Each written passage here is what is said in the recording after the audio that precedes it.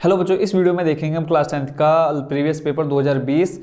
तो इसमें बच्चों पहले हम टोटल दो पार्ट में आ चुके हैं हमारा 2020 का पेपर। ये हमारा इस प्रीवियस पेपर यानी 2020 का पार्ट नंबर क्या है, थर्ड। इससे पहले बच्चों हम क्वेश्चन नंबर 22 तक का सॉल्यूशन देख चुके हैं। इस वीडियो में देखेंगे हम क्वेश्चन नंबर 23 यानी 23 से लेकर के क्वेश्चन नंबर 30 तक। इसमें बच्चों हमारे पास दो क्वेश्चन रह गए हैं जो हैं तीन क्वेश्चन रह गए हैं जो हैं 3-3 नंबर के। उसके बाद आ जाएंगे हमारे दीर्घ उत्तरीय प्रश्न यानी 6-6 नंबर के। तो पढ़ते हैं क्वेश्चन नंबर 23। इसमें है, सिद्ध कीजिए कि बाह्य बिंदु से वृत्त पर खींची गई दो स्पर्श रेखाओं की लंबाइयां बराबर होती है। तो जो सिद्ध करना है पहले हम उसको डायग्राम से समझते हैं, फिर उसकी रचना वगैरह करके इसका कंप्लीट सॉल्यूशन देखेंगे। तो जैसे कहा है कि बाह्य बिंदु से वृत्त पर खींची गई दो स्पर्श रेखाओं की लंबाइयां बराबर होती है। सबसे पहले क्या करेंगे, एक वृत्त बना लेते हैं। हमको नहीं पता ये कितने सेंटीमीटर का वृत्त है, ठीक है। इसका केंद्र बिंदु हमने मान लिया क्या है, O, ठीक हो गया। फिर हम क्या करेंगे, O से एक रेखा खींचेंगे, कहाँ पर, वृत्त के बाह्य बिंदु पर, जिसको हम नाम दे देते हैं, जहाँ पर ये पॉइंट खत्म हो रहा है वहाँ पे P बिंदु दे दिया, ठीक हो गया बच्चों। ये सारा काम आप किससे करोगे, प्रकार और स्केल की सहायता से, ठीक है, कंपास और स्केल की हेल्प लेकर।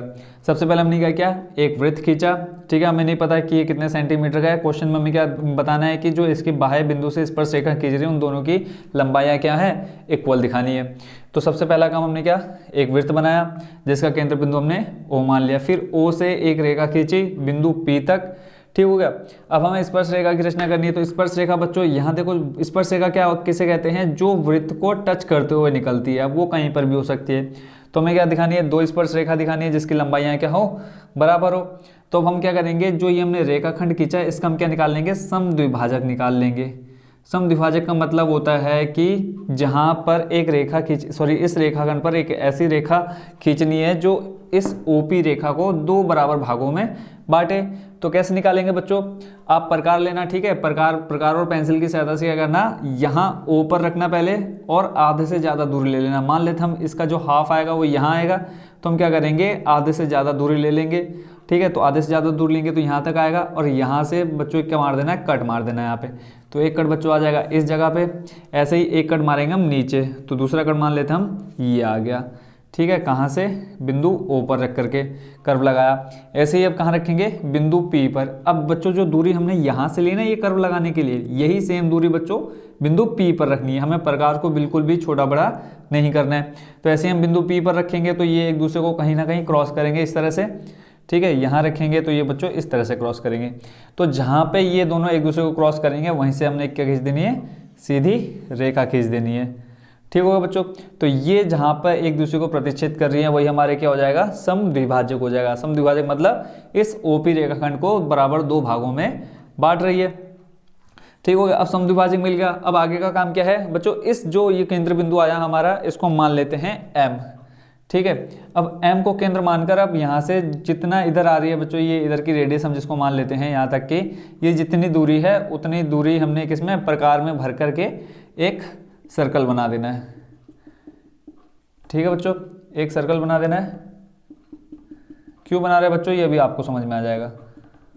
इस टाइप से एक सर्कल बना लोगे, जब आप प्रकार से बनाओगे बिल्कुल एग्जैक्ट बनेगा, ठीक हो गया। ये सर्कल बन गया। अब ये सर्कल जहाँ पे इस वृत्त को, जो हमारा पहले वाला वृत्त है जहाँ पर उसको क्रॉस कर रहा है वहाँ पे क्या लगा लेना है, बिंदु लगा लेने हैं। देखो इस जगह पर देखेंगे तो यहाँ क्रॉस कर रहा है और इधर इस जगह पर क्रॉस कर रहा है। इसको नाम दे देते हैं हम A और इसको नाम दे देते हैं B। यहाँ तक बच्चों आप लोगों को समझ में आ गया होगा। अगर कहीं पे भी कंफ्यूजन हो बच्चों एक प्यारा सा कमेंट छोड़ देना, ठीक है। तो देखो इसका जो केंद्र बिंदु है वो आ गया O पहले वाले वृत्त का, और जहाँ पर ये प्रतिच्छेद कर रहा है दूसरा वाला वृत्त किसको, पहले वाले वृत्त को, वो हमारे बिंदु आ गया एक A और दूसरा आ गया B।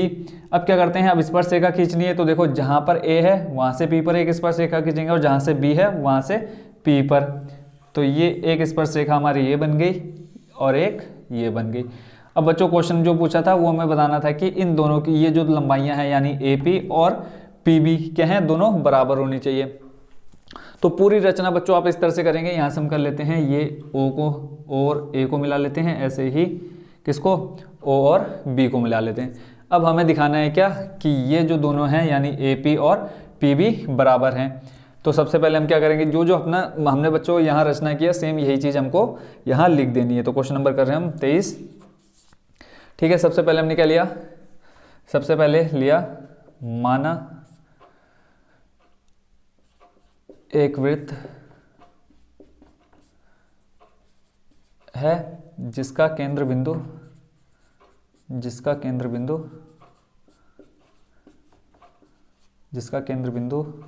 O है। ठीक हो गया बच्चों, सबसे पहले हमने क्या लिया, एक वृत्त खींचा जिसका केंद्र बिंदु O है। फिर क्या किया, फिर इसके बाद हमने O से एक रेखाखंड AP खींचा, सॉरी कौन सा खींचा, OP, रेखाखंड OP खींचा। ठीक हो गया, उसके बाद क्या किया, फिर हमने OP का समद्विभाजक निकाला। फिर हमने क्या किया, रेखाखंड OP का समद्विभाजक किया। समद्विभाजक बच्चों आप लोगों को समझ में आ गया होगा कैसे किया, समद्विभाजक किया। ठीक है, फिर समद्विभाजक इसको मान लेते क्या, M, समद्विभाजक M लिया, समद्विभाजक बिंदु M लिया। ठीक हो गया, फिर बिंदु M को केंद्र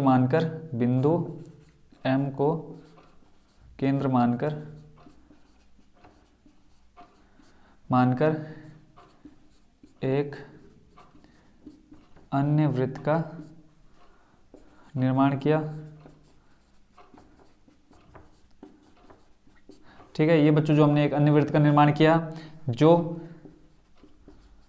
पहले वाले वृत्त को A और B, पहले वाले वृत्त को बिंदु A व बिंदु B पर प्रतिच्छेद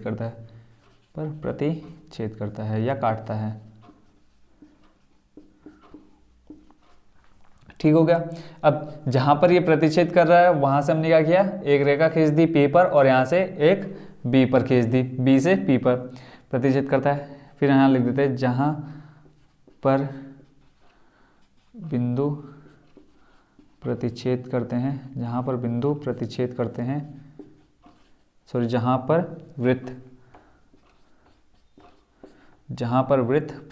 करता है वहां से एक रेखा, वहां से रेखाएं कौन सी, AP व दूसरी रेखा बच्चों कौन सी, BP खींची। ये क्या है बच्चों, दोनों AP व BP जो वृत्त की स्पर्श रेखाएं हैं। ठीक हुआ बच्चों, ये था हमारा क्या, रचना किसका, क्वेश्चन नंबर 23 का, कि किस तरह से हमने इसकी रचना की। बच्चों डायग्राम जो होगा थोड़ा ऊपर नीचे जरूर होगा क्योंकि मैंने बिना प्रकार की हेल्प लिए बनाया। आप लोग इसको कंप्लीट जैसे जैसे मैंने बताया है वैसे वैसे इसको प्रकार की सहायता से करना है। अब हमें यहाँ सिद्ध क्या करना है वो लिख लेते हैं। ये हो गई बच्चों रचना, आप लिख देना यहाँ पे रचना। सिद्ध करना है क्या बच्चों, बताओ आप लोग बताओ क्या सिद्ध करना है। हमें दिखाना है AP को बराबर दिखाना है किसके, BP के। सिद्ध करना है AP बराबर BP। ठीक है बच्चों, तो यहाँ हम देखेंगे दो त्रिभुज बन रहे हैं, कौन कौन से। एक त्रिभुज हम ले लेते हैं OAP और दूसरा OBP। तो दोनों त्रिभुजों को ले लेते हैं, त्रिभुज OAP और त्रिभुज कौन सा है OBP। बच्चों अब त्रिभुज देखो हम क्यों ले रहे हैं, अगर कोई भी दो त्रिभुज आपस में क्या है सर्वांगसम है तो उनकी जो संगत भुजाएं होंगी वो भी क्या होंगी, बराबर होंगी। तो अगर हम इसको क्या कर देंगे, सर्वांगसम सिद्ध कर देंगे, तो देखो यहाँ भुजा एक क्या है हमारी O है, OA और OP और AP है। ठीक है, इस त्रिभुज की हमारी ये हैं भुजाएं, ऐसे ही इस वाले त्रिभुज की OB, OP और BP ये भुजाएं हैं। अगर हमने इसको क्या कर दिया, सर्वांगसम सिद्ध कर दिया, तो जो हमारी भुजाएं हैं कौन सी, AP और BP, यानी जो स्पर्श रेखाएं हैं वो भी क्या हो जाएंगी, आपस में बराबर हो जाएंगी। तो यहाँ से हम पहले इनको क्या करेंगे, सर्वांग सम सिद्ध करेंगे। तो सबसे पहले लिख लेंगे ओ ए पी में ले रहे हैं और त्रिभुज ओ बी पी में। तो देखो जो बच्चों यहाँ एंगल बन रहा है वो कितने डिग्री का बन रहा है, यहाँ पे 90 डिग्री का। तो यहाँ से हम लिख देते हैं एंगल ए बराबर एंगल बी, दोनों क्या हैं 90 डिग्री। एक चीज़ हमको मिल गई, एक एंगल हमको मिल गया दोनों बराबर। फिर हम लिख सकते हैं कि ओ ए बराबर ओ बी है, क्यों, क्योंकि ये क्या है, दोनों वृत्त की त्रिज्याएं हैं। यहाँ पे लिख देते हैं ओ ए बराबर ओ बी, ठीक है, वृत्त की समान त्रिज्याएं।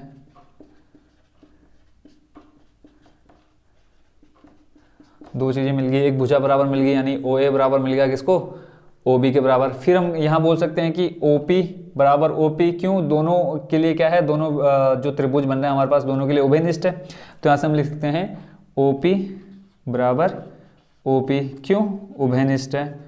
देखो जो ऊपर वाला त्रिभुज है वहाँ पर भी वो एक भुजा का काम कर रहा है, और जो नीचे वाला त्रिभुज है वहाँ पर भी भुजा का काम कर रहा है। तो यहाँ से बच्चों हम क्या कह सकते हैं, साइड एंगल साइड, ठीक है। एक हमने प्रॉपर्टी पढ़ी है कि हमें जब भी सर्वांग सम दिखाना हो तो हम यहाँ इनमें से लगा सकते हैं। कौन कौन सी प्रॉपर्टी पढ़ी थी बच्चों, साइड एंगल साइड, फिर एंगल साइड। इस तरह से हमने बच्चों प्रॉपर्टी पढ़ी थी, प्रमेय पढ़ी थी। तो हम लिख सकते हैं साइड एंगल साइड, SAS सर्वांग समता से क्या, त्रिभुज हमारे कौन से, त्रिभुज ओ ए पी सर्वांग सम है किसके, त्रिभुज दूसरा है ओ बी पी के। जब त्रिभुज बच्चों सर्वांग सम हो जाएंगे एक दूसरे के, तो जो उनकी संगत भुजाएं होंगी वो भी क्या होंगी, बराबर होंगी। तो यहाँ से हम लिख सकते हैं ए पी बराबर बी पी, यहाँ हम दिखा देते हैं सी पी सी टी। ये बच्चों प्रमेय आप लोगों ने पढ़ी होगी सी पी सी टी, कि अगर कोई भी दो त्रिभुज क्या होते हैं आपस में सर्वांग सम होते हैं, ठीक है, तो उनकी जो संगत भुजाएं होती है वो भी एक दूसरे के बराबर होती है। ये हो गया बच्चों हमारा क्वेश्चन नंबर 23 कंप्लीट। अब देखते हैं बच्चों क्वेश्चन नंबर 24 का सॉल्यूशन। क्वेश्चन नंबर 24 पढ़ लेते हैं, क्या कहा है इसमें। क्वेश्चन है, आकृति में ओ ए सी बी केंद्र O और त्रिज्या 3.5 सेंटीमीटर वाले एक वृत्त का चतुर्थांश है। यदि OD बराबर 2 सेंटीमीटर है तो छायांकित भाग का क्षेत्रफल ज्ञात कीजिए। तो बच्चों इसके लिए पहले आकृति बना लेते हैं हम। यहाँ पर एक आकृति दे रखी है, यहाँ से एक त्रिभुज बनता हुआ हमें दिख रहा है, ठीक है, और एक दे रखा है वृत्त का चतुर्थांश इस टाइप का, ठीक हो गया बच्चों। यहाँ हमारे जो पॉइंट्स है O D A C है कहीं पे और B है। ये बच्चों को दे रखा है डायग्राम, और इसमें हमें क्या क्या कौन कौन से बिंदु दे रखा है। एक तो दे रखा है OD, यहाँ से लेकर के यहाँ तक कितना दे रखा है 2 सेंटीमीटर, और दिया है त्रिज्या दे रखी है किसकी, चतुर्थांश की त्रिज्या, यानी यहाँ से लेकर के अगर हम देखें तो त्रिज्या बच्चों इसकी यहाँ से आ जाएगी चतुर्थांश। देखो बच्चों ये जो यहाँ से O से A तक की दूरी है ये त्रिज्या हो जाएगी, और O से लेकर के B तक की दूरी क्या हो जाएगी बच्चों, ये भी त्रिज्या होगी। क्योंकि देखो बच्चों एक क्या होता है हमारा, ये मान लेते हैं हम कोई वृत्त है, ठीक है, और इसका चौथा हिस्सा दिया हो। चौथा हिस्सा यानी इस वृत्त को कितने भागों में बांट दिया, 4 भागों में। तो ये वाला भाग हमको दिया हुआ है, ठीक है। तो यहाँ से देखो त्रिज्या किसे कहते हैं बच्चों, केंद्र बिंदु से लेकर के वृत्त के किसी बिंदु पर खींची गई रेखा क्या कहलाती है, त्रिज्या कहलाती है। तो यहाँ से लेकर के यहाँ तक हम खींचेंगे ये भी त्रिज्या होगी, और यहाँ से लेकर के यहाँ तक खींचेंगे ये भी त्रिज्या हो जाएगी। यानी हम बोल सकते हैं कि ओ बी कितना दे रखा है, ओ बी दे रखा है 3.5 सेंटीमीटर, और बोल सकते हैं कि ओ ए कितना दे रखा है, ये भी 3.5 सेंटीमीटर, और O से लेकर के D तक यानी जो एक त्रिभुज बन रहा है इसकी ऊंचाई हम बोल सकते हैं कितनी, 2 सेंटीमीटर। तो एक चीज़ यहाँ देखेंगे बच्चों, वृत्त का चतुर्थांश है यानी चौथा हिस्सा, तो एक आ जाएगा हमारा, हमें क्या निकालना है इसमें, छायांकित भाग का क्षेत्रफल, यानी ये वाला हिस्सा हमको निकालना है। ये छायांकित कर दिया, तो हम क्वेश्चन में मान लेते हैं, माना त्रिभुज OBD है, OBD है, ठीक है। इसमें मानने की जरूरत नहीं है क्योंकि ऑलरेडी सब कुछ दे रखा है। तो हम क्या लगाएंगे, सीधा सीधा छायांकित भाग का क्षेत्रफल का फॉर्मूला, छायांकित भाग का क्षेत्रफल। एक चीज़ बच्चों अगर हम यहाँ देखें सीधा कि हम ये वाला पूरा हिस्सा निकाल लें, ठीक है, ये पूरा हिस्सा निकाल लें, ये क्या हमारा चतुर्थांश है किसका, वृत्त का। अगर हम ये पूरा हिस्सा निकाल लें और उसमें से हम ये त्रिभुज जो बन रहा है ये वाला माइनस कर दे तो यही वाला शेष रह जाएगा। तो क्या आ जाएगा हमारा छायांकित भाग का क्षेत्रफल आ जाएगा। तो हम क्या करेंगे, छायांकित भाग का क्षेत्रफल निकालने के लिए पहले ये पूरे वाले के लिए लगा देते हैं, यानी चतुर्थांश का क्षेत्रफल। यहाँ से आ जाएगा वृत्त के चतुर्थांश का क्षेत्रफल, वृत्त के चतुर्थांश। इस टाइप का क्वेश्चन बच्चों आपके एग्जाम में आएगा ही आएगा, वृत्त के चतुर्थांश का क्षेत्रफल। अब बच्चों छायांकित निकालना है तो इसमें क्या करेंगे, हम प्लस करेंगे या माइनस करेंगे, माइनस करेंगे, क्योंकि हमें क्या इतना हिस्सा निकालना है इस पूरे में से। तो लिख लेंगे वृत्त के चतुर्थांश का क्षेत्रफल माइनस किसका, समकोण त्रिभुज का क्षेत्रफल। समकोण क्यों बोला बच्चों, यहाँ देखेंगे हमारा कितने डिग्री एंगल बन रहा है, 90 डिग्री। अभी बताता हूँ इसका फॉर्मूला क्या हो जाएगा समकोण त्रिभुज के क्षेत्रफल के लिए, समकोण त्रिभुज का क्षेत्रफल। ठीक हो गया। यही दो चीज़ें हमें यहाँ क्या होनी चाहिए, पता होनी चाहिए। एक तो हमें ये पता होना चाहिए कि वृत्त का चतुर्थांश का क्षेत्रफल जो निकालते हैं कैसे निकालेंगे, और दूसरा क्या है हमारा त्रिभुज का क्षेत्रफल, समकोण त्रिभुज है। तो देखो वृत्त का चतुर्थांश बोला, चतुर्थांश मतलब चौथा हिस्सा, देखो 1 2 3 4, 4 में से एक हिस्सा है, तो यानी 1/4 आ जाएगा। और वृत्त का क्षेत्रफल का बच्चों फॉर्मूला क्या होता है, पाई आर स्क्वायर। फिर है माइनस, फिर है समकोण त्रिभुज का क्षेत्रफल। समकोण त्रिभुज बच्चों जब भी आएगा उसका फॉर्मूला क्या हो जाएगा, 1/2 गुणा आधार गुणा ऊंचाई।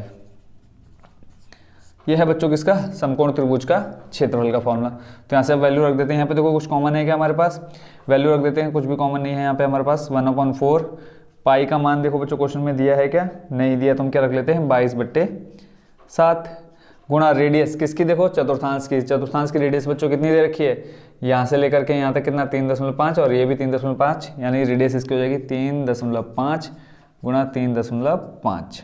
स्क्वायर है बच्चों यहाँ पर, इसलिए हमने क्या रख दिया 3.5 गुणा 3.5 माइनस 1/2 आधार। अब देखो त्रिभुज जो बन रहा है ये हमारा बन रहा है, ठीक है। आधार क्या हो जाएगा इसका, ओबी कितना दे रखा है बच्चों 3.5 गुणा ऊंचाई कितनी दे रखी है, देखो यहाँ से लेकर के यहाँ तक ओडी दे रखा है हमको क्वेश्चन में कितना 2 सेंटीमीटर। तो ये हमने सारे क्या रख दी, वैल्यू रख दी। अब यहाँ से देखते हैं क्या क्या कट हो रहा है। देखो 7 का भाग चला जाएगा 3.5 में, कितनी बार 7 पंजे 35.35 आ गया। यहाँ देखेंगे 2 बार चले जाएगा, इसमें कितनी 11 बार। अब देखेंगे क्या क्या शेष बचा हमारे पास, यहाँ देखो 11 पंजे हो जाएगा 55, 1/2 यहाँ भी है, 1/2 यहाँ भी है, 1/2 ले लेते हैं कॉमन, और 3.5 यहाँ पे भी है, 3.5 यहाँ पे भी, ये भी ले लेते हैं कॉमन। और देखो बच्चों कुछ है कॉमन नहीं, अब जो शेष बचा उसको यहाँ पर लिख देते हैं। देखो यहाँ पे है 11 गुणा 0.5, ये तो आ गया कॉमन, और ये भी आ गया कॉमन, ठीक हो गया। ऐसे ही माइनस 1/2 आ गया कॉमन, और 3.5 भी आ गया कॉमन, ठीक है। और क्या बचा यहाँ पे 2, यहाँ पे कर देते हैं कितना खाली 2, ठीक हो गया। अब यहाँ से देखो 1/2 गुणा 3.5 को ऐसे रहने देते हैं, या अंदर हो जाएगा देखो 11 पंजे 55, यानी कितना 5.5, और माइनस 2 करेंगे कितना आ जाएगा, देखो 2 करेंगे ये आ जाएगा बच्चों कितना 5, और यहाँ पे आ जाएगा 3.5। तो यहाँ पे से इसको सॉल्व करके कितना आ गया गुणा 3.5। अब यहाँ देखो 3.5 गुणा 3.5 करेंगे कितना आ जाएगा 3.5 गुणा 3.5, 5 पंजे 25, हाथ से लगा 2, 5 से 15 और 2 17 गुणा 3 पंजे कितना हो जाएगा 15, 15 का 5 हाथ से लगा 1, 3 3 9 और 1 10 आ जाएगा 5, 12 का 2 हाथ से लगा 1, 1 और 1 2, और यहाँ पे आ जाएगा कितना 1, 2 अंक के बाद पॉइंट, तो यहाँ से आ गया 12.25, 12.25 बट्टे 2। इसको सॉल्व कर लेते हो जाएगा 2 छंग 12, 2 1 कम 2, फिर 2 दूनी 4, 1 बचा, जो लगाया 2 पंजे 10। यह आ गया कितना छायांकित भाग का क्षेत्रफल 6.125 सेंटीमीटर स्क्वायर। बच्चों ज़्यादा क्वेश्चन जो था वो बहुत ही इजी था, इसमें कोई भी हमें ज़्यादा हार्ड कैलकुलेशन नहीं करनी थी, सिर्फ हमें डायग्राम को समझना था और फॉर्मूले को हमें पता होना चाहिए था कि कौन सा फॉर्मूला हम इसमें लगाएंगे। तो ये होगा बच्चों हमारा क्वेश्चन नंबर 24 का कंप्लीट सॉल्यूशन। अब देखते हैं बच्चों क्वेश्चन नंबर 24 का अथवा। ठीक है बच्चों, 24 का अथवा डायग्राम बच्चों मैंने ऑलरेडी यहाँ बोर्ड पर बना दिया है। इसमें थोड़ा क्या है टिपिकल है इसको समझना, तो पहले बच्चों इसके डायग्राम को समझ लेते हैं क्वेश्चन को पढ़ने के बाद। क्वेश्चन है दिए गए आकृति में छायांकित भाग का क्षेत्रफल ज्ञात कीजिए, जहां ABCD 20 सेंटीमीटर भुजा का एक वर्ग है तथा इस वर्ग की भुजा को व्यास मानकर प्रत्येक भुजा पर अर्धवृत्त खींचे गए हैं और पाई का मान दे रखा 3.14। बोला है कि एक वर्ग है जिसकी भुजा दे रखी है प्रत्येक भुजा 20 सेंटीमीटर। ठीक हो गया। और बोला है इसी भुजा को व्यास मानकर प्रत्येक भुजा पर अर्धवृत्त खींचे गए। देखो एक अर्धवृत्त भुजा ए बी पर ये खींचा गया, ठीक है। ऐसे ही ए डी पर ये आपको दिख रहा होगा अर्धवृत्त, ऐसे ही बी सी पर ये अर्धवृत्त, यानी प्रत्येक भुजा पर एक अर्धवृत्त खींचा गया है। अब हमें ये छायांकित भाग का क्षेत्रफल निकालना है ये, ठीक है बच्चों। कैसे निकालेंगे इनको, देखो सबसे पहले क्या कर देते हैं, इन जो ये हमारा खाली जगह है इसको हम नाम देते हैं, खाली जो क्षेत्रफल है 1 2 3 4, ठीक होगा बच्चों। ये जो क्वेश्चन आ रखा है आपका, आ रखा है चैप्टर चैप्टर है हमारा 12 और एग्जाम्पल नंबर है 12.2 का एग्जाम्पल नंबर 6 है। ये क्वेश्चन बच्चों आपके बुक के जो मेन एक्सरसाइज है उसमें से नहीं आया। एग्जाम्पल का क्वेश्चन तो बच्चों आपसे भी कहता हूँ कि आप ज़रूर इनके एग्जाम्पल कर लीजिएगा जो भी आपके बुक में दिए हुए हैं, क्योंकि ज़्यादातर एग्जाम्पल भी आपके क्वेश्चन में पूछे जाते हैं। तो देखो बच्चों क्या करेंगे, हम पहले निकालेंगे इस खाली जगह का क्षेत्रफल, ठीक है। ये जो खाली जगह हमको दिख रही है इसका क्षेत्रफल निकाल लेते हैं। अब देखो अर्धवृत्त है, एक कंफ्यूज करने वाली चीज़ और ये एक और है कि यहाँ देखो एक जो ये अर्धवृत्त है, ठीक है, उसमें ये वाला छायांकित भाग आ रहा है, ठीक हो गया। फिर हम देखते हैं AD। अब यहाँ देखेंगे बच्चों ये वाला जो छायांकित भाग है वो दोबारा यहाँ क्या हो गया, रिपीट हो गया है, ठीक हो गया। ऐसे ही यहाँ देखेंगे ये वाला जो छायांकित भाग है वो यहाँ भी है, और जब देखो इस वाले वृत्त में भी है अर्धवृत्त में, और जब यहाँ ये वाला अर्धवृत्त देखेंगे तो इसमें भी ये वाला क्या आ रहा है, छायांकित भाग आ रहा है। तो यही चीज़ करने के लिए, यानी ये जो बार बार 2 बार रिपीट हो रहा है, तो यही हम करने के लिए पहले इसको क्या करेंगे, थोड़ा सा इसकी कैलकुलेशन देख लेंगे। तो पहले हम ले लेंगे पहले और दूसरे भाग का क्षेत्रफल, ठीक है। तो यहाँ क्या लिख लेते हैं, दिया है, क्या दिया है, वृत्त की वर्ग की भुजा दी है, वर्ग की भुजा कितनी 20 सेंटीमीटर, और अर्धवृत्त की त्रिज्या दे रखी है, अर्धवृत्त का व्यास दे रखा है कितना 20 सेंटीमीटर। क्यों, क्योंकि कहा है ऑलरेडी क्वेश्चन में कि जो वर्ग की भुजा है वही हमारी क्या है, व्यास भी है। तो यहाँ से त्रिज्या क्या निकल के आ जाएगी, 20/2 कर लेंगे तो आ जाएगा कितना 10 सेंटीमीटर। देखो वर्ग की भुजा मिल गई हमको 20 और अर्धवृत्त का व्यास से हमने क्या निकाल लिया, त्रिज्या निकाल लिया। r बराबर कितना आ गया 10 सेंटीमीटर। अब पहले हम क्या करेंगे, पहले और दूसरे भाग का क्षेत्रफल निकाल लेंगे। यहाँ पे लिखते हैं फर्स्ट और सेकंड का क्षेत्रफल। पहले हम बच्चों इनका क्षेत्रफल निकाल लेते हैं, यानी इस अर्धवृत्त का और इस अर्धवृत्त का। फिर जो क्षेत्रफल इसका आएगा वही क्षेत्रफल इन दोनों का भी आएगा, ठीक है। फिर इस क्षेत्रफल को जो अभी हम निकाल रहे हैं उसको माइनस कर देंगे पूरे वर्ग के क्षेत्रफल में से, तो हमारा छायांकित भाग खाली शेष रह जाएगा। तो पहले पहला और दूसरे का क्षेत्रफल निकालना है। तो देखो पहला और दूसरा देखेंगे वर्ग के क्षेत्रफल में, देखो पहला ये आधा आ जाएगा, ये आधा आ जाएगा, पूरा किसमें, वर्ग के क्षेत्रफल में। तो लिखेंगे वर्ग का क्षेत्रफल माइनस दोनों अर्धवृत्तों का क्षेत्रफल। देखो जो आकृति फर्स्ट और सेकंड है उसमें अर्धवृत्त में ही तो है, तो यहाँ लिख लेंगे दोनों अर्धवृत्तों का क्षेत्रफल, दोनों अर्धवृत्तों का क्षेत्रफल, ठीक है। इससे हमारा ये वाला एरिया निकल के आ जाएगा इतना।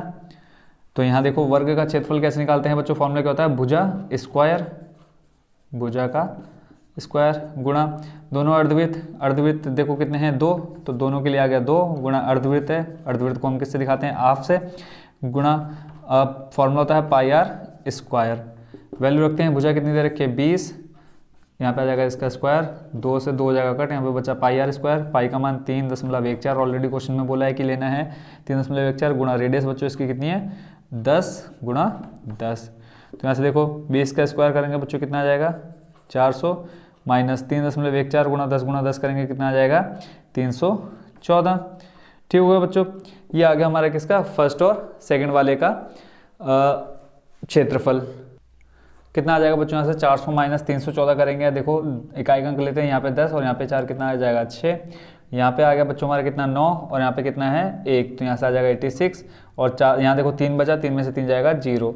तो जो पहले और दूसरी आकृति का क्षेत्रफल आया बच्चों कितना आ गया 86 सेंटीमीटर स्क्वायर, ठीक है। अब इन दोनों का 86 है, तो बच्चों इन दोनों का यानी जो तीसरी और चौथी होगी उसका कितना क्षेत्रफल हो जाएगा 3 और 4 का क्षेत्रफल, 3 और 4 का क्षेत्रफल, उसका भी कितना हो जाएगा बच्चों 86 सेंटीमीटर। अब बच्चों इन चारों का क्षेत्रफल आ गया, यानी ये हमारा कंप्लीट, देखो ये वाला हिस्सा, ये वाला हिस्सा और ये वाला हिस्सा, सभी का क्षेत्रफल निकल गया।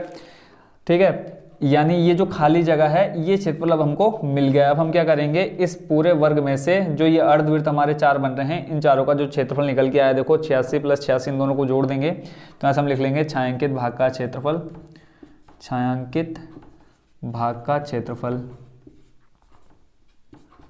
भाग का क्षेत्रफल। ठीक हो गया। इसको कैसे निकालेंगे, लिखेंगे वर्ग का क्षेत्रफल, वर्ग का क्षेत्रफल माइनस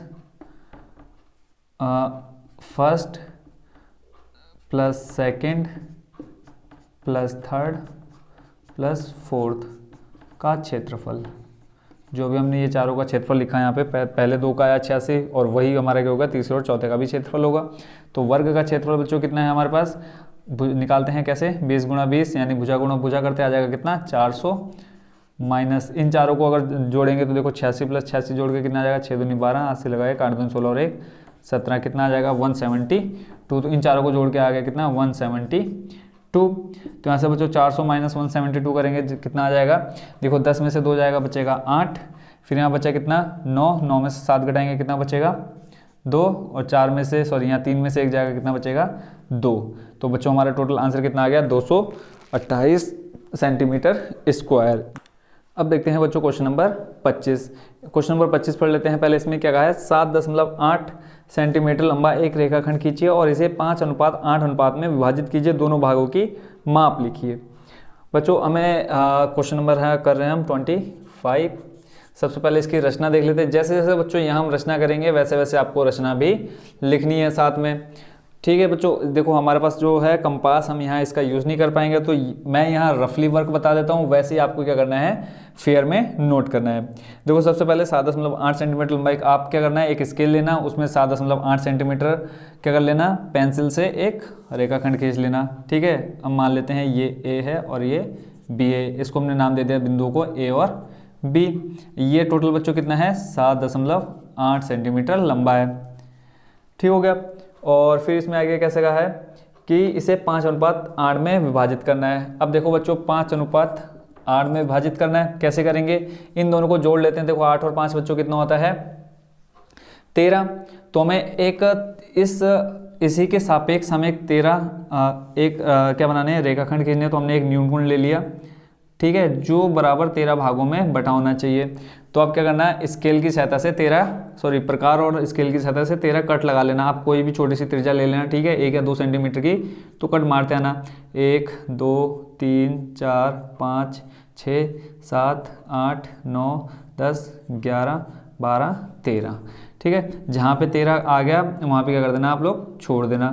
ठीक हुआ। यहाँ से अब इसको क्या कर देना, बी को मिला देना ये अंतिम पद से। इसको हम नाम दे देते हैं ए हो गया, ये A1 A2 A3 A4 A5 A6 A7 A8 A9 A10 A11 A12 और A13। ठीक है बच्चों, सबसे पहले हमने क्या किया, एक रेखाखंड खींचा ए और बी, जिसकी जो दूरी है कितनी है 7.8 सेंटीमीटर है। फिर हमने क्या किया, एक न्यूनकोण खींचा। ठीक है, जिसको बराबर 13 भागों में हमने क्या कर दिया, विभाजित कर दिया, जिसके बिंदु हमारे क्या हैं ए A1 A2 A3, इस तरह से लास्ट कौन सा है A13। फिर हमने क्या किया, A13 को मिला दिया बिंदु बी से। अब आगे का क्या काम है बच्चों, यहाँ से हमें लेना है, देखो जो बिंदु बी आएगा उसको हम थोड़ा सा कर लेते हैं छोटा, क्योंकि थोड़ा सा ये होना चाहिए कर्व टाइप में। ठीक है, मान लिया हमने क्या है ए बी जो हमारा रेखाखंड है 7.8 सेंटीमीटर का। ठीक है, तो अब हमें ये इस रेखाखंड ए बी को बराबर किस में दिखाना है, 5:8 में। तो सबसे पहले क्या करेंगे, यहाँ पे प्रकार रखेंगे और बिना माप का एक कट लगा लेंगे। मान लेते हैं हमने एक प्रकार लिया और यहाँ पर लगा दिया कट। ठीक है, अब ऐसे इस प्रकार को बिना हिलाए, यानी जो हमने माप यहाँ रख के इस तरह से कट लगाया है, बिना हिलाए हमें प्रकार कहाँ रखना है बच्चों, A5 पर रखना है।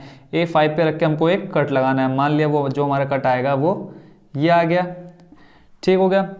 अब यहाँ रख के प्रकार हमने ये कट लगाया, एक एंगल बनाया, ऐसे हमने A5 पे रख के एक एंगल लगाया। क्योंकि बच्चों हमें जो उसको बांटना है किस में बांटना है, 5:8 में बांटना है। देखो 5:8 में बांटना है, तो इसलिए हमने कहाँ पे रखा A5 पर, यानी यहाँ पे रख करके हमने एक कर्व लगा लिया। फिर अगला काम क्या करना है, A12 में बच्चों जो यहाँ ये हमारा जो एंगल बन रहा है ये वाला, इसको प्रकार से क्या कर लेना, नाप लेना है। ठीक है, प्रकार आप खोल लेना और जितना यहाँ पर आएगा, ठीक है, उतनी नाप आपने प्रकार में ले लेनी है। ठीक हो गया। फिर उसको कहाँ पर, जहाँ पर ये एक दूसरे को ये क्रॉस हो रहा है, मान लो A4 पर एक क्रॉस हो रहा है, तो वहाँ पर रख करके एक कट लगा लेना है। इतना जितना यहाँ बच्चों आपने प्रकार में माप भरी है वही यहाँ पे एक कट लगा लेना है। फिर जहाँ पर ये बिंदु एक दूसरे को क्रॉस कर रहे हैं वहाँ से एक रेखा खींच देनी, कहाँ पर, A5 पर। ये इस तरह से बच्चों आ जाएगा तुम्हारा A5 पर। जब बच्चों आप इसको प्रकार की सहायता से करेंगे बिल्कुल एग्जैक्ट बनेगा। ठीक है, तो ये जहाँ पर मिलेगा उसको मान लेते हैं बिंदु C। तो ये बच्चों जो AC और BC है वो बराबर हम किस में आ जाएगा, 5:8 में। ठीक हो गया बच्चों, आप लोग इसकी रचना भी समझ गए होंगे। अब जैसे जैसे मैंने आपको समझाया है वैसे इसकी रचना भी आप लोग लिख देना। ठीक हो गया। इसमें बच्चों इन दोनों की माप पूछिए, यानी A से C की माप और C से B की माप पूछिए, तो आप लोग स्केल की सहायता से नाप लेना कि यहाँ से यहाँ तक कितनी दूरी और यहाँ से यहाँ तक कितनी दूरी। तो आप लोग लास्ट में लिख देना AC बराबर इतना और BC बराबर इतना, जो भी आएगा। ठीक है बच्चों, तो ये हो गया बच्चों हमारा क्वेश्चन नंबर 25 का कंप्लीट सॉल्यूशन। अब देखते हैं बच्चों क्वेश्चन नंबर 26 का सॉल्यूशन। क्वेश्चन है बच्चों, एक नाव 12 घंटे में धारा के प्रतिकूल 35 किलोमीटर तथा धारा के अनुकूल 55 किलोमीटर जाती है। 10 घंटे में वह 30 किलोमीटर धारा के प्रतिकूल तथा 44 किलोमीटर धारा के अनुकूल जाती है। धारा की चाल तथा स्थिर जल में नाव की चाल ज्ञात कीजिए। बच्चों ये जो क्वेश्चन है हमारे अब यहाँ से हो चुके हैं, क्वेश्चन नंबर 26 से स्टार्ट हो चुके हैं 6 नंबर के क्वेश्चन, और मोस्ट इंपॉर्टेंट क्वेश्चन है बच्चों ये वाला जो अभी हम करने जा रहे हैं। तो इसमें हमें क्या पूछा है, धारा की चाल और स्थिर जल में नाव की चाल ज्ञात करनी है। तो जो चीज़ हमको बतानी है उसको मान लेते हैं माना धारा की चाल, पहले लिख लेते हैं माना धारा की चाल। चाल हमेशा बच्चों क्या होती है, किलोमीटर प्रति घंटे में, तो मान लेते हैं x किलोमीटर प्रति घंटा। और फिर है दूसरी स्थिर जल में किसकी, नाव की चाल, दूसरी मान लेते हैं हम नाव की चाल, कितनी हो जाएगी, y किलोमीटर प्रति घंटा।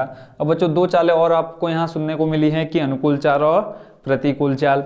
अनुकूल चाल क्या होती है और प्रतिकूल चाल क्या होती है बच्चों, देखो अनुकूल होता है कि जहां पानी जा रहा है उसी दिशा में हमारी क्या है, नाव भी जा रही है, तो यानी अनुकूल है, तो ये हमारी हो जाएगी क्या, अनुकूल चाल। और प्रतिकूल क्या होता है, जब पानी हमारा इस दिशा में बह रहा है और नाव हमारी जा रही है इसकी विपरीत दिशा में, तो वो होती है हमारी बच्चों क्या, प्रतिकूल चाल। तो यहाँ पहले हम देख लेते हैं अनुकूल चाल और प्रतिकूल चाल।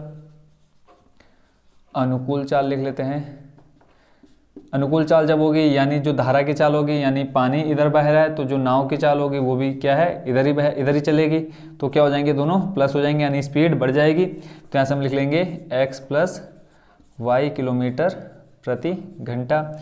ऐसे ही प्रतिकूल चाल, प्रतिकूल चाल क्या हो जाएगी बच्चों, अब यहाँ देखो दोनों विपरीत दिशा में जा रही है, यानी पानी इधर बह रहा है, नाव इस साइड जा रही है, यानी चाल स्पीड क्या हो जाएगी, इसकी कम हो जाएगी। तो क्या हो जाएगी, x - y किलोमीटर प्रति घंटा। अब पहले टोटल जो दूरी है वो कितनी है, 12 घंटे में धारा के प्रतिकूल, देखो 12 घंटे में ही क्या कर रही है, प्रतिकूल 35 किलोमीटर जा रही है और अनुकूल 55 किलोमीटर जा रही है। तो पहले हम लिख लेते हैं 35 किलोमीटर धारा के अनुकूल, यहाँ पे है धारा के प्रतिकूल है, तो धारा के प्रतिकूल 35 किलोमीटर तय करने में लगा समय, तय करने में लगा समय। समय बराबर फॉर्मूला क्या होता है बच्चों, समय बराबर देखो यहाँ देख लेते हैं, समय बराबर होता है दूरी बट्टे चाल। अब देखो बच्चों दूरी कितनी दे रखी है हमको, 35 किलोमीटर, तो यहाँ से आ जाएगा 35 बट्टे में चाल। चाल देखो कैसी है, प्रतिकूल है, प्रतिकूल के लिए क्या हमने लिया यहाँ पे x - y। ठीक हो गया। इतना समय लग रहा है किसके लिए, पहले वाले किसके, प्रतिकूल, इसको मान लेते हैं t1। ऐसे ही धारा के प्रतिकूल, अब धारा के अनुकूल दे रखा है, धारा के अनुकूल कितने किलोमीटर बच्चों, धारा के अनुकूल 55 किलोमीटर। तो यहाँ से लिख लेते हैं धारा के अनुकूल 55 किलोमीटर दूरी तय करने में लगा समय।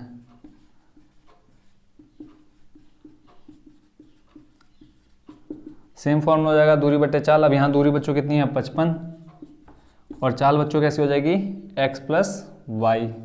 अनुकूल है ना, देखो अनुकूल चाल है हमारी, तो यहाँ से आ जाएगा 55 बट्टे x + y। अब इन दोनों दूरियों को जो तय करने में समय लग रहा है वो कितना दे रखा बच्चों, 12 घंटे लग रहे हैं। तो यहाँ पे लिख लेंगे 12 बराबर आ जाएगा 35/x-y, यानी इन दोनों को मिला करके कितना आ रहा है हमारा 12 घंटे लग रहे हैं। तो यहाँ पे आ जाएगा 55/x+y। इसको मान लेते हैं हम समीकरण नंबर 1। ऐसे ही फिर आगे क्वेश्चन में क्या कहा है कि 10 घंटे में वह 30 किलोमीटर और 44 किलोमीटर जा रही है। फिर अब फिर आगे देखते हैं हम पुनः धारा के प्रतिकूल। बच्चों बस इसमें थोड़ी लैंग्वेज जरूर है, बट क्वेश्चन क्या है इजी है। धारा के प्रतिकूल, अब कितने किलोमीटर पहले प्रतिकूल जा रहा है बच्चों, जो नाव है 30 किलोमीटर। 30 किलोमीटर दूरी तय करने में लगा समय।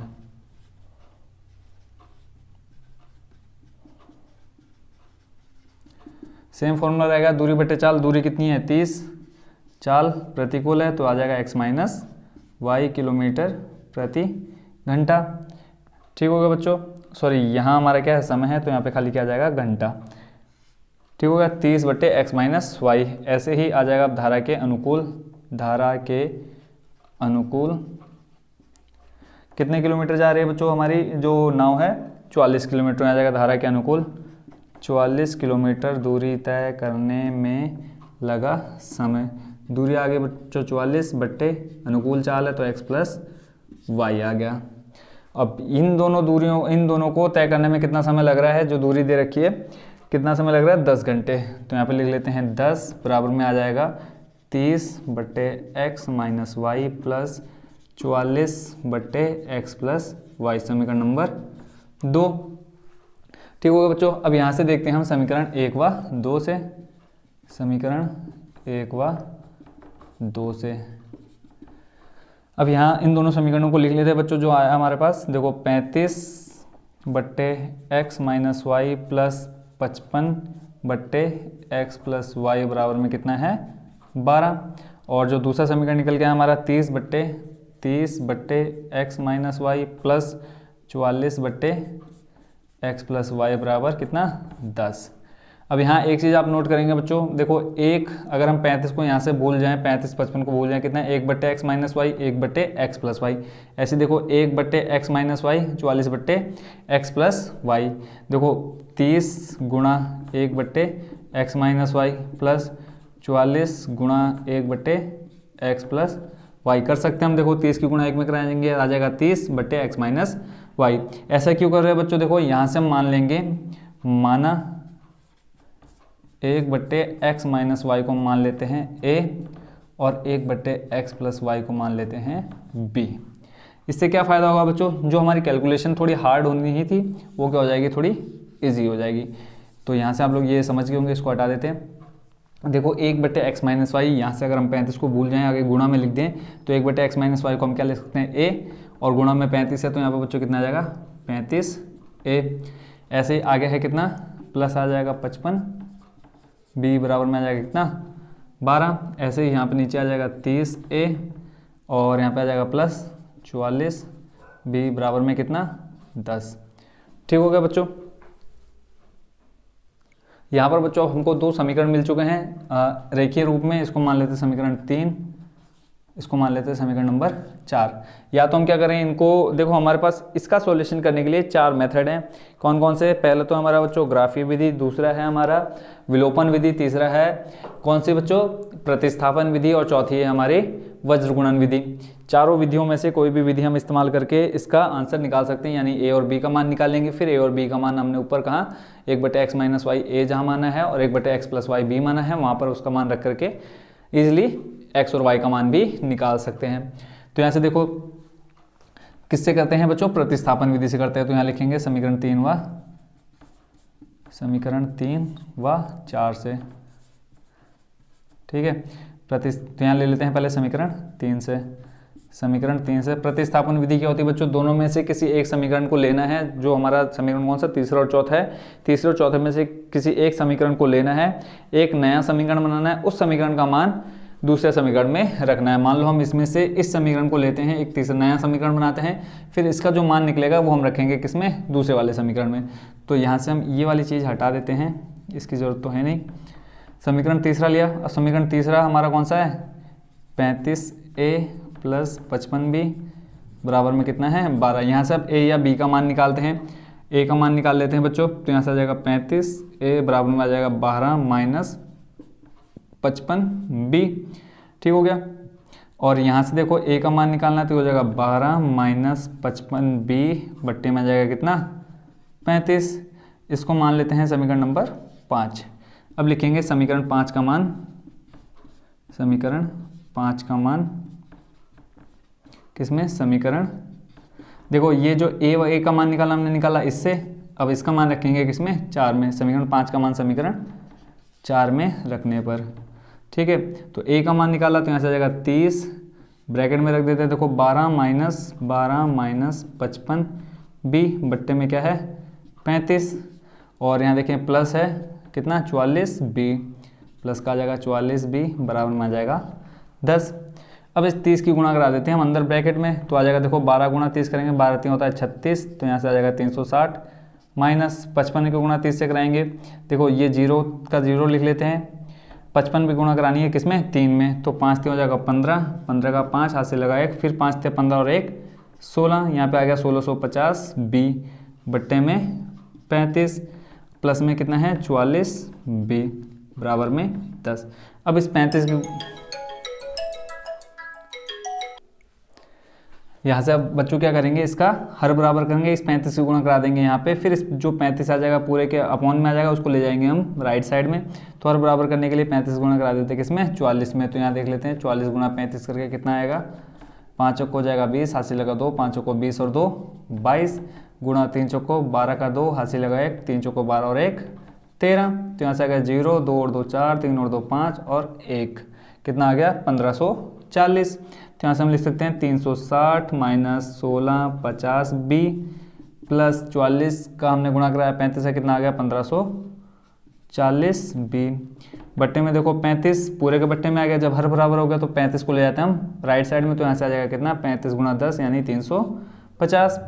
अब यहाँ देखेंगे इस 360 को ले जाते हैं हम कहाँ राइट साइड में, तो यहाँ 1650 में से अगर हम 1540 माइनस करेंगे तो कितना आ जाएगा, देखो 1650 में से अगर 1540 करेंगे, देखो 0 का आ जाएगा 0, फिर यहाँ पे देखो कितना है 5 और यहाँ पे कितना है 4, 5 में से 4 घटाएंगे कितना बचेगा 1, और यहाँ पे 6 है और यहाँ पे 5, फिर कितना बचेगा 1 और यहाँ पे 1 में से 1 जाएगा 0, और ये माइनस का आ गया कितना 110, क्योंकि माइनस का 1650 बड़ा है किससे प्लस के 1540 से, तो यहाँ से आ गया माइनस का 110। इस 360 को ले जाते हैं हम राइट साइड में, कितना आ जाएगा देखो बच्चों 360 जाएगा इधर, तो ये हो जाएगा 350 माइनस 360, तो यहाँ से आ जाएगा माइनस का 10 और इधर माइनस का 110, इस माइनस से ये माइनस हो जाएगा कट, और यहाँ पे देखो बच्चों इसके साथ क्या है बी है, तो यहाँ पे बच्चों आ जाएगा बी। ठीक हो गया, बी का मान निकालना है, तो यहाँ से आ जाएगा 10 और ये गुणा में है, आ जाएगा किसमें डिवाइड में, कितना 110, तो यहाँ से b बराबर कितना आ गया बच्चों 1/11। अब क्या करेंगे, इस b का मान रखेंगे हम किसमें समीकरण कौन से में तीसरे में, या यहाँ देखो बच्चों हमने ये जो b का मान निकाला किन समीकरणों से निकाला तीसरे और चौथे से, तो यहाँ हम रख देंगे b का मान समीकरण 3 में रखने पर। यहाँ पे देख लेते हैं b का मान समीकरण 3 में रखने पर, b का मान समीकरण 3 में रखने पर समीकरण तीसरा उतार लेते हैं। यहाँ पे क्या है 35a प्लस 55b बराबर में कितना है 12। b का मान अभी हमने निकाला कितना 1/11, तो यहाँ से आ जाएगा 35a प्लस 55 गुणा 1/11 बराबर में 12, 11 का भाग 55 में चले जाएगा, तो यहाँ से आ जाएगा बराबर में बच्चों कितना 35a, देखो यहाँ पे आ गया कितना 55, 11 पंजे 55, 5 बचा प्लस का 5, इस 5 को ले जाएंगे हम राइट साइड में, तो आ जाएगा देखो 12 माइनस 5, 12 में से 5 घटाएंगे बच्चों कितना आ जाएगा 7, और यहाँ से देखो a का मान निकालना है 35 आ जाएगा किसमें बट्टे में, तो यहाँ से a का मान बच्चों कितना आ जाएगा, बताओ बच्चों कितना आ जाएगा a का मान, देखो 7/35 आया तो सॉल्व करके कितना आ जाएगा, इसको यहाँ देख लेते हैं, तो a बराबर आ जाएगा 7 पंजे 35 1/5। देखो b का मान आया 1/11 और a का मान कितना आ गया 1/5। अब बट हमें a और b का मान नहीं बताना है, किसका मान बताना है बच्चों में x और y का, यानी चाल बतानी है, यानी ये तो हमने मानी है x किलोमीटर प्रति घंटा धारा की चाल और नाव की चाल y किलोमीटर प्रति घंटा। तो यहाँ से देख लेते बच्चों इसका सॉल्यूशन। अब जो हमने माना था ऊपर क्या माना था 1/x माइनस वाई बराबर माना था हमने किसको a को, तो यहाँ पर लिख देते हैं 1/5 और इधर आ जाएगा 1/x minus Y, cross multiply कराएंगे इनका, देखो 1/5 आ गया, यहाँ पे क्रॉस मल्टीप्लाई कराएंगे तो यहाँ से देखो क्या आ जाएगा x माइनस वाई बराबर में आ जाएगा कितना 5। इसको समीकरण मान लेते हैं a। और ऐसे ही दूसरा हमने किसको माना है 1/x plus Y, 1/x plus Y बराबर माना है हमने किसको b को। अभी b का मान अभी हमने कितना निकाला बच्चों 1/5, सॉरी 1/5 किसको माना था हमने बच्चों a को, ठीक है। b का मान आ गया था कितना 1/11, तो 1/x प्लस वाई बराबर 1/11। क्रॉस मल्टीप्लाई कराएंगे यहाँ से देखो तो आ जाएगा 11 और x प्लस वाई बराबर आ गया कितना 11। ठीक हो गया बच्चों। तो यहाँ एक साइड का थोड़ा सा मिटा लेते हैं, आपको नीचे शायद दिख नहीं रहा होगा, ठीक है। तो यहाँ से कर देते हैं साफ। इन दोनों समीकरणों को वापस यहाँ देख लेते हैं बच्चों। 1/x माइनस वाई बराबर माना था a और 1/x प्लस वाई बराबर माना था b। अभी हमने a और b का मान निकाला। a का मान बच्चों कितना निकाला 1/5, यहाँ देख सकते हैं 1/5। क्रॉस मल्टीप्लाई कराएंगे तो यहाँ से आ जाएगा x माइनस वाई बराबर 5, ठीक है। और यहाँ से 1/x प्लस वाई, b का मान अभी हमने निकाला 1/11। क्रॉस मल्टीप्लाई कराएंगे तो यहाँ से आ जाएगा x प्लस वाई बराबर 11। इसको मान लेते हैं समीकरण a और इसको मान लेते हैं समीकरण नंबर b। अब दोनों समीकरणों को एक दूसरे के इक्वल में रख लेते हैं तो यहाँ से देखो x माइनस वाई बराबर 5 और x प्लस वाई बराबर 11। विलोपन विधि से हल करेंगे, क्यों? क्योंकि बच्चों यहाँ पे y क्या है बराबर है, देखो एक प्लस में एक माइनस से दोनों हो जाएंगे कट, x प्लस x दोनों ऐड हो जाएंगे, कितना आ जाएगा 2x। 11 और 5 दोनों जुड़ जाएंगे, कितना आ जाएगा 16। तो 2x बराबर 16, x का मान निकालना है तो 16/2, x बराबर कितना आ जाएगा 8। और 8 हमने बच्चों किसको माना था किसकी धारा की चाल, तो 8 किलोमीटर प्रति घंटा आगे किसकी धारा की चाल। अब स्थिर जल में नाव की चाल हमने मानी थी y को, तो यहाँ से बच्चों y का मान निकाल लेते हैं। लिखेंगे x का मान समीकरण a में रखने पर, समीकरण a में रखने पर समीकरण a हमारा क्या है x माइनस वाई बराबर 5। तो यहाँ से x का मान कितना है 8 माइनस वाई बराबर 5, माइनस वाई बराबर आ जाएगा 5 माइनस का 8, देखो प्लस का 8 है, राइट में जाएगा माइनस में हो जाएगा, तो यहाँ से आ जाएगा माइनस का 3, माइनस से माइनस कट, वाई बराबर कितना आ गया 3 किलोमीटर प्रति घंटा। तो लास्ट में आप लोग लिख दीजिएगा बच्चों की धारा की चाल कितनी आगे बच्चों 8 किलोमीटर प्रति घंटा, और स्थिर जल में नाव की चाल आगे 3 किलोमीटर प्रति घंटा। ये हो गया बच्चों हमारा क्वेश्चन नंबर 26 का कंप्लीट सॉल्यूशन। अब देखते हैं बच्चों क्वेश्चन नंबर 26 का और पहले पढ़ लेते हैं इसमें क्या कहा है। और ये जो क्वेश्चन है बच्चों ये भी कितने नंबर का है 6 नंबर का है, और इस टाइप का एक क्वेश्चन बच्चों आपके एग्जाम में 100% आएगा ही आएगा। तो इस टाइप के क्वेश्चन यानी आयु से रिलेटेड जितने भी क्वेश्चन हैं आप उनको कोशिश करिए ज़्यादा से ज़्यादा बार सॉल्व करने की। तो क्वेश्चन पढ़ लेते हैं। क्वेश्चन का है 3 वर्ष पूर्व मोहन की आयु का व्युत्क्रम और अब से 5 वर्ष पश्चात की आयु के व्युत्क्रम का योग 1/3 है, उनकी वर्तमान आयु ज्ञात कीजिए। क्या निकालना है वर्तमान आयु निकालनी है। तो सबसे पहले हमें जो निकालना है उसी को हम क्या कर लेते हैं मान लेते हैं। मानेंगे क्या कि उनकी वर्तमान आयु, सबसे पहले कौन है मोहन है, ठीक है एक ही है मोहन, तो मान लेते हैं माना मोहन की वर्तमान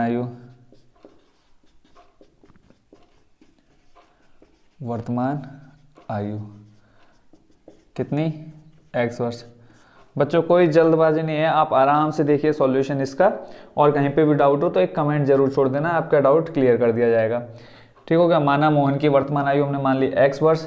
अब बोला है 3 वर्ष पूर्व, तो 3 वर्ष पूर्व मोहन की आयु कितनी हो जाएगी, यहाँ लिख देते हैं पहले 3 वर्ष पूर्व मोहन की आयु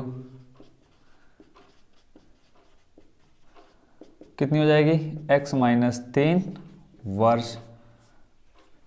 फिर है क्या बोला आगे क्वेश्चन में 3 वर्ष पूर्व मोहन की आयु का व्युत्क्रम। अब इसका व्युत्क्रम देख लेते हैं, व्युत्क्रम यानी उल्टा, तो इसका व्युत्क्रम क्या हो जाएगा बच्चों 1/x माइनस 3 वर्ष। फिर आगे का है कितने 5 वर्ष पश्चात। यहाँ देखो बच्चों पूर्व के लिए हमेशा क्या आएगा माइनस आएगा और पश्चात के लिए क्या प्लस। क्यों? अगर आपसे कोई क्वेश्चन पूछता है कि आज से 3 साल पहले तुम्हारी उम्र कितनी थी, तो तुम क्या करोगे जो वर्तमान आयु है उसमें से क्या कर दोगे माइनस ही तो करोगे अपने 3 साल। तो ऐसे अगर कोई आपसे पूछता है कि अब से 5 साल बाद तुम्हारी उम्र कितनी होगी, तो क्या करोगे वर्तमान आयु में जोड़ दोगे। तो यहाँ से व्युत्क्रम आ गया बच्चों हमारा कितना 1/x माइनस 3 वर्ष। अब बोला है 5 वर्ष पश्चात आयु, यहाँ लिख लेते हैं 5 वर्ष पश्चात 5 वर्ष पश्चात किसकी? मोहन की आयु। मोहन की आयु कितनी हो जाएगी बच्चों? x प्लस 5 वर्ष। और इसका भी व्युत्क्रम बोला है तो कर लेते हैं व्युत्क्रम। कितना हो जाएगा? 1/x प्लस 5 वर्ष। ठीक होगा। अब इनका जो 3 वर्ष पूर्व मोहन की आयु है उसका व्युत्क्रम और 5 वर्ष पश्चात मोहन की आयु का व्युत्क्रम, इनका योग दे रखा है क्वेश्चन में हमको। कितना? 1/3। ठीक है। अब यहाँ लिख लेते हैं प्रश्नानुसार। प्रश्नानुसार व्युत्क्रम वाला ले लेते हैं। इनकी जो आयु आई है 1/x - 3 प्लस 1/x प्लस 5 बराबर में दे रखा है योग कितना? 1/3। यही तो कहा है। देखो जो 3 वर्ष पूर्व उसकी आयु है मोहन की, प्लस यानी योग बोल रखा है कितनी? 5 वर्ष पश्चात आयु के योग दे रखा है कितना? 1/3। अब यहाँ इसको सॉल्व करना है। तो इस टाइप के क्वेश्चन बच्चों हमने कौन से चैप्टर में देखे थे? चैप्टर नंबर, बताओ जल्दी से, कौन सा चैप्टर था? 4। हमने चैप्टर नंबर 4 में देखा था इसका सॉल्यूशन। तो यहाँ देख लेते हैं कैसे करेंगे। पहले इसका हर बराबर करेंगे। हर बराबर करने के लिए तो क्या आ जाएगा बच्चों? यहाँ से x - 3 और x प्लस 5। देखो बच्चों जो भी हर में लिखा उसको हमने क्या ले लिया? गुणा में ले लिया। अब यहाँ देखो x - 3 से x - 3 का में भाग चला जाएगा एक बार, बचेगा क्या? x plus 5। उस x प्लस 5 को गुणा करा देंगे किसमें? 1 में। तो यहाँ पे आ जाएगा कितना? x plus 5। इसको ब्रैकेट में रख दो। फिर है प्लस, यहाँ सेम हो जाएगा x प्लस 5 का भाग x प्लस 5 में, क्या बचेगा? x - 3। इसका गुणा हो जाएगा 1 में। तो यहाँ पे आ गया x - 3 बराबर में है 1/3। अब यहाँ देखेंगे, पहले ब्रैकेट ऊपर वाला खोल लेते हैं तो क्या आ जाएगा? x प्लस 5 प्लस x - 3 बट्टे में इसकी गुणा करा देते। देखो x की गुणा x से तो हो जाएगा x स्क्वायर, फिर x की गुणा 5 में हो जाएगा 5x, x फिर ये -3 की गुणा x में कराएंगे -3x, फिर माइनस की गुणा प्लस 5 में तो आ जाएगा 5 तियाँ 15 बट किस में? माइनस में, बराबर में है 1/3। यहाँ देखेंगे -3 प्लस 5। यहाँ देख लेते सॉल्यूशन। देखो x जो दोनों हैं यहाँ पे ऊपर प्लस में है तो यहाँ से आ जाएगा हमारे पास कितना? 2x, फिर प्लस का 5 माइनस का 3 कितना? प्लस का 2। ठीक हो गया। और बट्टे में हमारे पास कितना है? x स्क्वायर प्लस, यहाँ देखेंगे 5x प्लस का 3x माइनस का, तो 5 में से 3 माइनस करेंगे कितना आ जाएगा? 2। बट्टे में आ गया x स्क्वायर और प्लस का 2x और है माइनस का 15 इक्वल टू में है 1/3। अब यहाँ बच्चों क्या करा देंगे? वज्रगुणा। वज्रगुणा यानी क्रॉस में आ जाएगा जो भी हमारे पास संख्या दे रखी होंगी। तो यहाँ 3 चले जाएगा किस में? इसमें, यानी 3 की गुणा इसमें हो जाएगी और 1 की गुणा इधर अपॉन में। तो यहाँ से हम लिख सकते हैं 3 ब्रैकेट में 2x प्लस 2 और इधर आ जाएगा 1x square plus 2x minus 15। ठीक हो गया। 3 की गुणा कराते अंदर आ जाएगा 3 दूनी 6, 6x प्लस 3 दूनी 6 बराबर में आ जाएगा देखो x स्क्वायर प्लस का 2x माइनस का 15। अब यहाँ इन दोनों को ले आते हैं हम कहाँ? राइट साइड में। तो यहाँ से आ जाएगा बच्चों x स्क्वायर प्लस का 2x माइनस 15 और इधर आ जाएगा 6x को ले जाएंगे, ये हो जाएगा माइनस का 6x प्लस का 6 हो जाएगा माइनस का 6 इक्वल टू 0। अब यहाँ देख लेते हैं प्लस का 2x माइनस का 6x, तो क्या आ जाएगा बच्चों दोनों को सॉल्व करके? माइनस का 4x। ऐसे ही माइनस का 15 और माइनस का 6 कितना हो जाएगा? माइनस का 21 इक्वल टू 0। क्या मिल गया बच्चों को? द्विघात समीकरण मिल गया। अब इस समीकरण को बच्चों हमने एक्सरसाइज देखा था, चैप्टर 4 में भी देखा था और चैप्टर देखा था हमने 2.2 में भी देखा था। इसका सॉल्यूशन कैसे करते हैं? सबसे पहला काम क्या है? पहले वाले और अंतिम वाले की क्या? गुणा। तो x स्क्वायर के साथ जो भी गुणा में रहता है, ठीक है, उसकी गुणा कराते हैं हम अंतिम पद से। तो यहाँ पे कुछ भी नहीं है तो हम क्या मान लेते हैं? 1 की गुणा कराएंगे 21 में तो कितना आ जाएगा? 1 गुणा 21 करके 21। फिर देखना है अंतिम पद से पहले हमारे पास चिन्ह कौन सा है? माइनस। और फिर यहाँ पे देखना है कि जो मध्य पद है, बीच वाला पद है, वहाँ पे अंक कितना दे रखा है या संख्या कितनी दे रखी है? 4। तो बच्चों हमें ऐसे 2 संख्या या अंक ढूंढना है जिनका हम गुणा कराएं आपस में। तो गुणा करके 21 और घटा कर आना चाहिए 4। तो सोचो बच्चों ऐसी कौन सी संख्या है कि गुणा कराने पर 21 और घटा कर आना चाहिए 4। तो देखो 21 हमारा किस किस के पहाड़े में आता है? 7 के पहाड़े में आता है, 3 के पहाड़े। 3 7 21 और 7 3 21। देखो 7 में से 3 घटाएंगे तो आ जाएगा 4 और 7 की गुणा 3 में कराएंगे तो कितना आ जाएगा? 21। तो यहाँ पे हम लिख सकते हैं 7 - 3। कहाँ पर? इस 4 की जगह। तो यहाँ लिख लेते हैं x स्क्वायर आ गया -7 - 3 ब्रैकेट के बाहर x minus 21 equal to 0, 7 minus 3 करेंगे 4 और 7 गुणा 3 करेंगे 21 आ जाएगा। एक्स स्क्वायर माइनस एक्स गुणा अंदर कराएंगे देखो जाएगा 7x, फिर 7x को ब्रैकेट के बाहर करेंगे आ जाएगा किसमें, माइनस में, फिर देखो माइनस माइनस हो जाएगा प्लस, इस x से गुणा कराएंगे यहाँ 3 के साथ हो जाएगा कितना 3x माइनस का 21 इक्वल टू 0। फिर यहाँ देखेंगे यहाँ हमारे पास 4 पद आ गए, जोड़े बना लेते हैं 2 2 करके, तो यहाँ से आ जाएगा देखो कुछ कॉमन आ रहा है क्या, x देखेंगे यहाँ पर भी और यहाँ पर भी, x कॉमन ले लिया, अंदर बचेगा हमारा x माइनस 7 प्लस यहाँ देखो क्या कॉमन है 3 कॉमन आ रहा है, तो हमने 3 कॉमन ले लिया, अंदर बचेगा हमारे पास x और यहाँ से आ जाएगा 2 3 7 21, 7 बार गया इक्वल टू 0। जो हमने कॉमन लिया उसको लिख लेते हैं पहले, क्या कॉमन लिया x यहाँ से और 3 दूसरी साइड से, और जो कॉमन आया अंदर हमारे पास शेष जो शेष बचा वो कितना बचा x माइनस 7।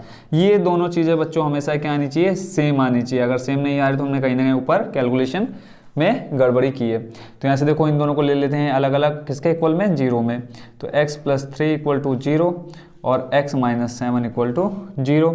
तो यहाँ से देखो x का मान आ जाएगा कितना, माइनस का 3 प्लस का है, राइट जाएगा माइनस हो जाएगा।